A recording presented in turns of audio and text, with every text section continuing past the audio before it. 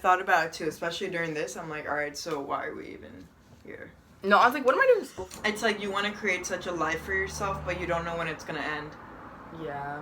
Dude, some professors are trying to make it, are, like, trying to email, like, the, like, UC board or other, like, state school boards saying that they want to do fall online, too, because they're all older. I was saying that. I called that. Because it's going to be too soon. I feel like they would do that, because, like, I mean, in community college and like that, all my professors, like, they weren't, like, old, but, like, my professors here, old. Like, they've had whole ass lives. They have, like, books. Like, deadass. One of my professors, she literally was, like, born in Russia when it was still, like, the Soviet Union, like, moved from there. She was a biochemist, moved from there to, like, she went to Germany. Like, compares, like, people's fears of things, which honestly kind of compares, like, what we're, like, the coronavirus thing. Through. But he's talking about, like, the fear of, like, nuclear weapons, like, back then, like, before the bombing versus after the bombing. And he also goes into the whole thing of, like, nature and, like, what nature means and, like, how we should feel based off of nature, like, in space and, like, just our whole, it's crazy. You know what my friend said to me? What? He said, that the virus, corona, is nature's antibiotic. Because nature is thriving, dude. No, yeah. But everything's about the corona. Everywhere. All the time.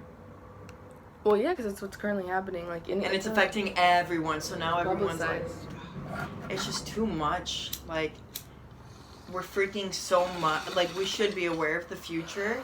But there's so much anxiety going into the future right now. That's just overwhelming. I feel like that's what we feel, like, that's what we see in the media is this overwhelming thing, but when you look at the day-to-day people, like, in your life, it's really not all that serious to them. Yes, I agree. So it's not that the world is freaking out, they're trying to urge people to freak out, but it's not working. Or it is to certain extremes. They still hang out with, like, people, like, within, like, a specific group. Within a specific group. Like, they still do things and, like, go outside and, like, all that stuff. But, like, I know people who, like, haven't left. Everyone just needs quarantine for 2 weeks. But no, not everybody's gonna do it. And that's the thing. It's like people aren't doing it. There are people that aren't doing it. And then there's the people that are working and, like, they can't do it. No, yeah. Like, what do you expect from people, you know? If it's not, like, police enforced, people are not gonna do it. People act out of their own self-interest. They're not gonna do like, there's literally people, like, there's the people who, like, will do things to help, like, the greater good, and this, but, like, not, like, why would I do that? Like, they don't get it.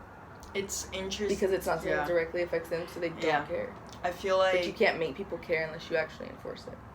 Yeah. That's why you have government. I feel like you wouldn't... If you didn't have someone of risk, you would be less worried. So if you're constantly around people your age, and you're like, nah, everyone's chill. Even if I get it, I'm fine. Yeah. You know, but... Like, I would be a lot more lax if I didn't live with my parents. I'd be like, oh, okay. Yeah. But that's, like, not... I mean, like, I feel like that's, like, stupid. Like, that's not a way you should be like, oh, I'll be fine. Because, like, it's not... That's not 100%. Like, they don't know anything. True. They don't know the long terms of these. Like, does it affect, like, how you... Like, your reproductive organs? Does it hurt your liver? Like, there is, like, some cases where it's damaged people's liver and their lungs. Like, so what other things is it damaging?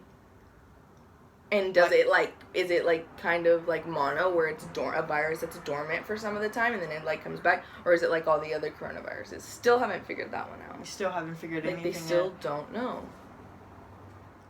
Viruses are smart.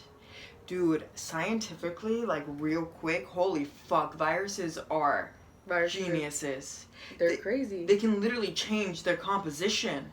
They invade your cells. No, they attach to it, and then they mutate their cells, basically. Yeah. They can, like...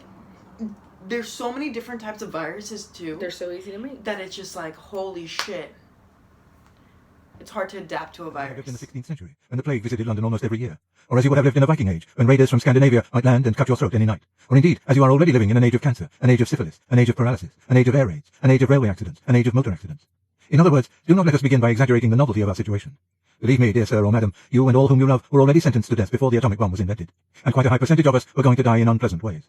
We had, indeed, one very great advantage over our ancestors, anesthetics. But we have that still. If we are all going to be destroyed by an atomic bomb, let that bomb, when it comes, find us doing sensible and human things. Praying, working, teaching, reading, playing tennis, chatting to our friends over a pint and a game of darts. Not huddled together like frightened sheep and thinking about bombs. They may break our bodies. A microbe can do that. But they need not dominate our minds.